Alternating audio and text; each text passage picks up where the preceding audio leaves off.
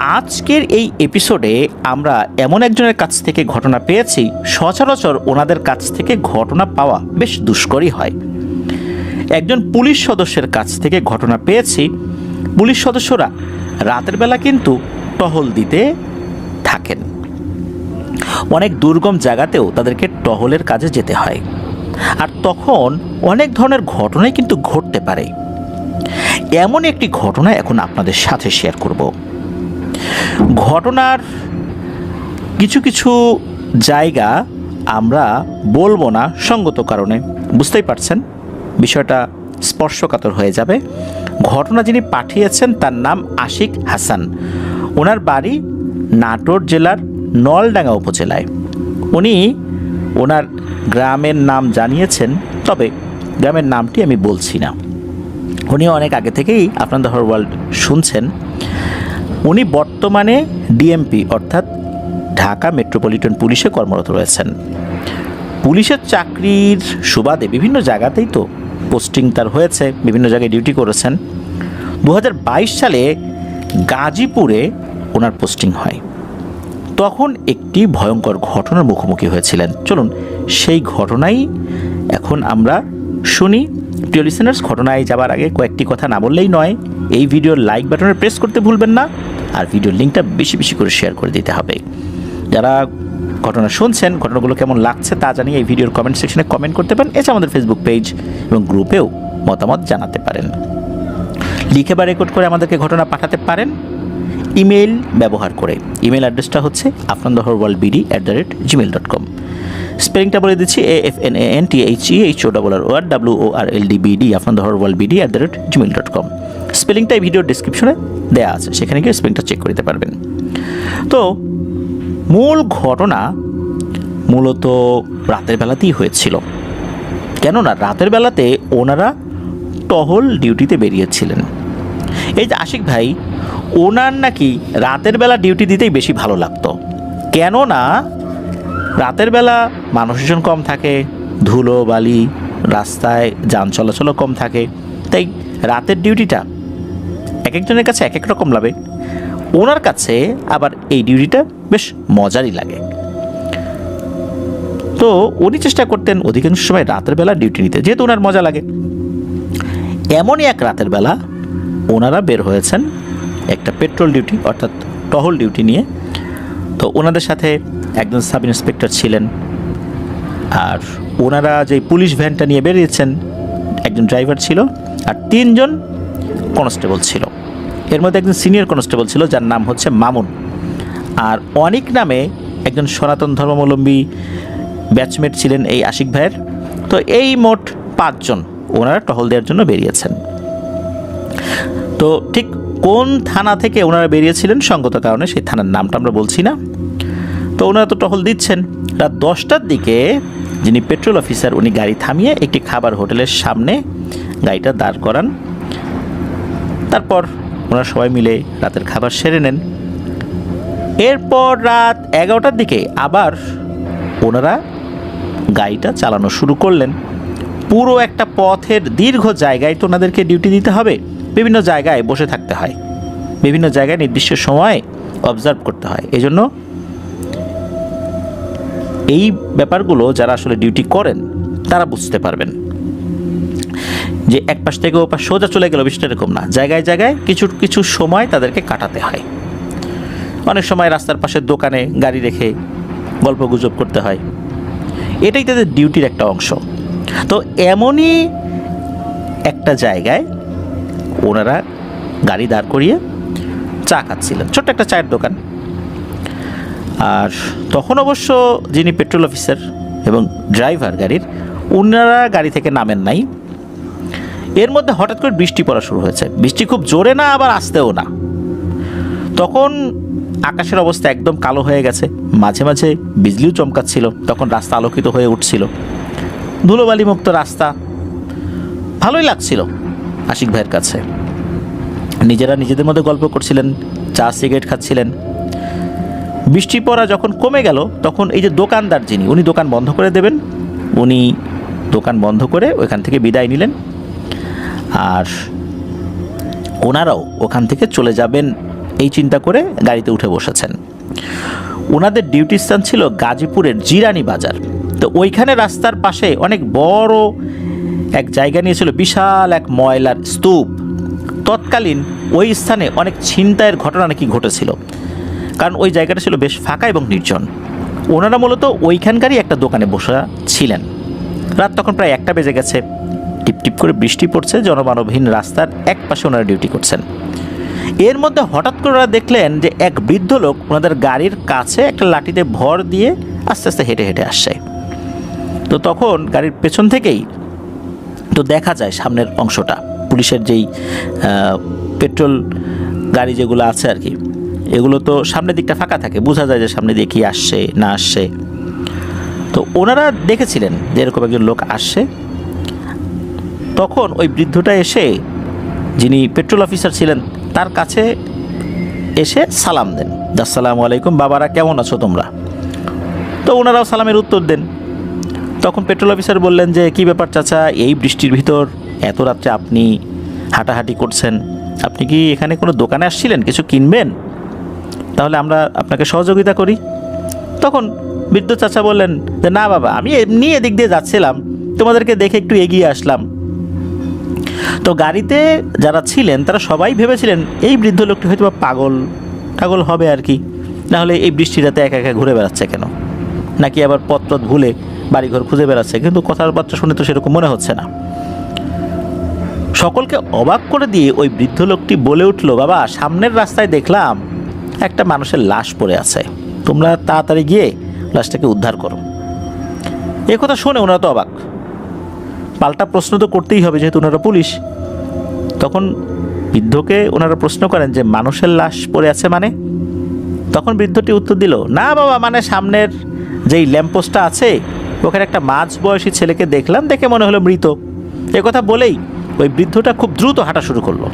তাকে পেছন থেকে অনেকবার ডাকার পরও সে আর পেছন দিকে তাকালোই না। এখন বৃদ্ধের মুখে কথাগুলো শুনে ওনারা তো চিন্তায় পড়ে গেলেন। সঙ্গে সঙ্গে সিদ্ধান্ত নেওয়া হলো যে ওই দিকটাতে ওনারা যাবেন। কিন্তু এই যে পেট্রোল অফিসার, উনি বলছেন যে লোকটা মনে হচ্ছে পাগল, আর পাগল না হলে মনে হয় নেশাগ্রস্ত, না হলে এরকম কথা বলে নাকি, রাতের বেলা এইভাবে বৃষ্টির মধ্যে হাঁটাহাঁটি করে নাকি। তারপরও উনি বলছে যে এখানে তো অনেকক্ষণই আছেই, চলো সামনের দিকে যাই, দেখি কি আছে। এই বলে ড্রাইভারকে নির্দেশ দিলেন যে সামনের দিকে গাড়িটা এগিয়ে নিতে। ওনারা গাড়ি সামনের দিকে এগিয়ে নিয়ে ওই যেই স্থান যেটার কথা ওই বৃদ্ধ লোকটি বলেছিল ওখানে যান। কিন্তু ওখানে যাওয়ার পর কাউকেই ওনারা দেখেননি। তখন পেট্রোল অফিসার বললেন সবাইকে যে দেখলা, এই লোকটা আসলেই পাগল, এখানে কি কেউ আছে? কেউ তো নাই। তো তখন আবার কি হয়েছে, এই যে সিনিয়র কনস্টেবল মামুন ভাই, উনি বলে উঠলেন যে স্যার আমি একটু জল বিয়োগ করবো, আর গাড়ি থেকে একটু নামি।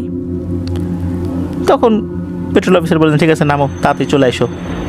তো উনি গাড়ি থেকে নেমে ওই রাস্তার পাশেই একটা ঝোপের মতো আছে ওই দিকটাতে গিয়েছে। সবাই তার জন্য অপেক্ষা করছে। কিন্তু 10 মিনিট হয়ে গেল, 15 মিনিট হয়ে গেল, এই সিনিয়র কনস্টেবল মামুন আর আসে না।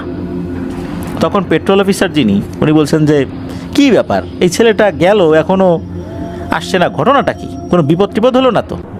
তখন এই যে আশিক ভাইয়ের যিনি ব্যাচমেট অনিক, সে আবার এই সিনিয়র কনস্টেবল মামুনকে ডাকতে গেছে। অবাক করা বিষয় হলো সে যাওয়ার পরও সে আর ফিরছে না। কি এক মুসিবত, পেছনে ডিউটি করার মতো একটা লোকও নাই। এখন তিনজনই, 2জন তো চলে গেছে, এখন আর একজন আবার যাবে এই 2জনকে খোঁজার জন্য। এটা একটা সমস্যা না? তখন গাড়িতে পেট্রোল অফিসার এবং ড্রাইভার ছাড়া কেউ থাকবে না, কিন্তু যেতে তো হবেই। এই জন্য ওই যে পেট্রোল অফিসার উনি বলছেন যে এই আশিক যাও তো, দেখো তো ওরা কী করে। এখন তো গাড়িতে কেউই নেই, কোনো কনস্টেবল নেই।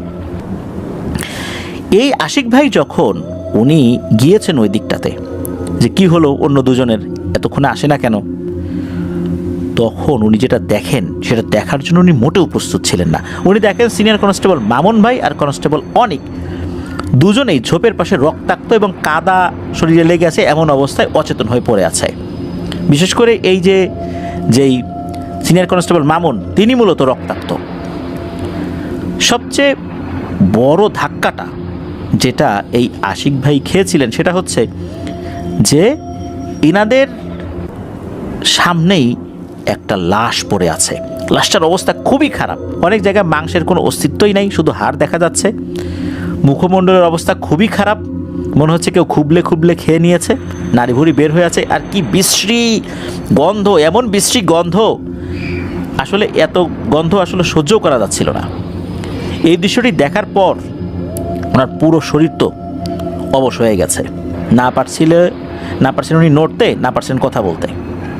ওনার একটু হুঁশ আসতেই এক দৌড় দিয়ে উনি গাড়ির কাছে যান, হাঁপাতে হাঁপাতে পেট্রোল অফিসারকে বলেন যে স্যার এই ব্যাপার। এরপর এই আশিক ভাই, পেট্রোল অফিসার এবং ড্রাইভার তিনজনই ঘটনাস্থলে উপস্থিত হন। দেখেন যে সেম ঘটনা, এই আশিক ভাই ভুল দেখেন নাই। তো এই দৃশ্য দেখে পেট্রোল অফিসার, ড্রাইভার দুজনই তো ভয় পেয়ে যান। তখন ওনারা তড়িঘড়ি করে এই দুইজনকে, অর্থাৎ সিনিয়র কনস্টেবল মামুন এবং কনস্টেবল অনিক, এই দুজনকে কোনো মতে টেনে নিয়ে গাড়িতে ওঠান। তখন দ্রুত থানায় কল দেওয়া হয় যেন আর একটা গাড়ি দ্রুত ফোর্স সহ চলে আসে এবং সাথে একটা ডোমকেও নিয়ে আসে, কারণ লাশটা তো নিয়ে যেতে হবে।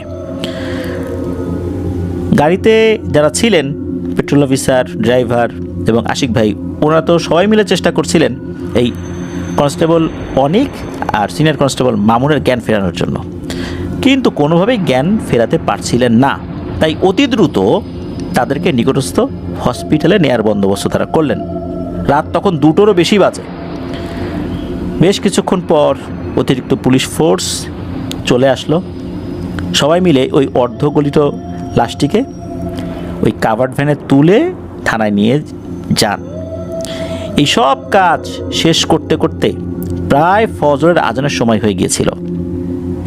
তো যাই হোক, এই যে দুইজনকে তো হসপিটালে নিয়ে যাওয়া হয়। সকালবেলা যখন ওখানে এই আশিক ভাই যান, দেখা গেল এই দুজন ঘুমাচ্ছে, কিন্তু তাদের শরীরে 103 ডিগ্রি জ্বর, স্যালাইনও দেয়া আছে। বেশ কিছুক্ষণ পর তাদের ঘুম ভাঙে। এরপর এই পেট্রোল অফিসার যিনি ওই রাত্রে ছিলেন, তিনি এই মামুন ভাইকে জিজ্ঞেস করেন, এই মামুন বলো তো রাত্রে কী হয়েছিল। তখন মামুন ভাই একটা ভয়ঙ্কর ঘটনা বলেন। মামুন ভাই বলেন যে তিনি যখন ওই ঝোপটার কাছে জল বিয়োগ করতে গিয়েছিলেন, যাওয়ার সাথে সাথে ওনার নাকে ভয়ঙ্কর মাংস পচা গন্ধ আসে। উনি ভাবলেন যে হয়তোবা ঝোপঝাড়, এখানে কোনো কুকুর, বিড়াল এই টাইপের কোনো প্রাণী মরে পচে আছে, তাই উনি আরেকটু সামনের দিকে গিয়েছেন। তো উনি জল বিয়োগ করেছেন, জল বিয়োগ করে উনি ফিরেছেন উল্টো দিকে, রাস্তার দিকে ঘুরে আসবেন, এমন সময় কটমট কটমট করে কিছু খাওয়ার শব্দ শুনতে পান। ভালো করে তখন ঝোপটার দিকে তাকিয়েছেন, বিশেষ করে ঝোপটার উত্তর পাশে তাকিয়েছেন। তখন দেখতে পান দুটো বড় বড় কুকুরের মতো প্রাণী কি যেন খাচ্ছে। এটা দেখে ওনার কেমন যেন একটু সন্দেহ লাগে। উনি একটু সামনে গিয়েছেন, যাওয়ার পর যেটা দেখেন সেটা আসলে উনি প্রত্যাশাই করেন নাই এমন জিনিস দেখবেন। উনি দেখলেন যে ওই দুটো কুকুর একটা মানুষের লাশ খাচ্ছে, আর ওই প্রাণীগুলোকে কুকুর বললেও ভুল হবে, সাধারণ কুকুর থেকেও 3 গুণ বড়, আর চোখগুলো দিয়ে মনে হচ্ছে আগুন বের হয়ে আসছে।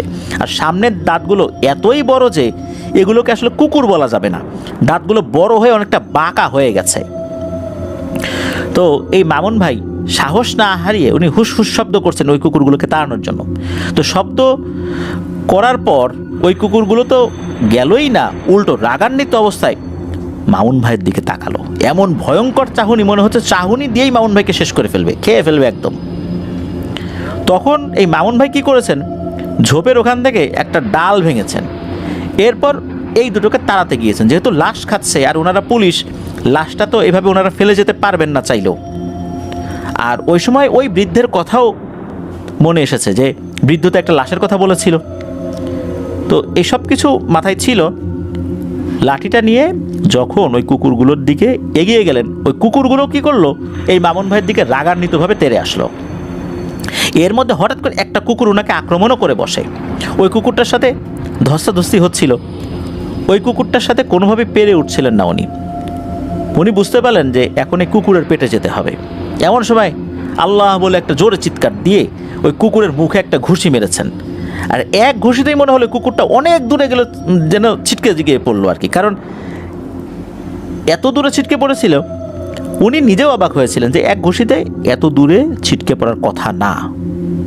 মনে হলো কোনো একটা শক্তি এটাকে ছিটকে ফেলে দিল, যেহেতু আল্লাহ বলে ডাক দিয়েছিলেন, হয়তোবা এইটার একটা আধ্যাত্মিক শক্তি চলে এসেছিল, যার কারণে ওই কুকুরটা দূরে ছিটকে পড়েছিল। এর মধ্যে কি হয়েছে, এই যে অনিক, কনস্টেবল অনিক, সে আবার ডাকছে যে মামুন ভাই, মামুন ভাই, এভাবে ডাকছে, আপনি কোথায়? এই মামুন ভাই আবার অনিকের ডাক শুনতে পাচ্ছিলেন। অনিক তখন অনেকটা কাছে চলে এসেছে এই মামুন ভাইয়ের।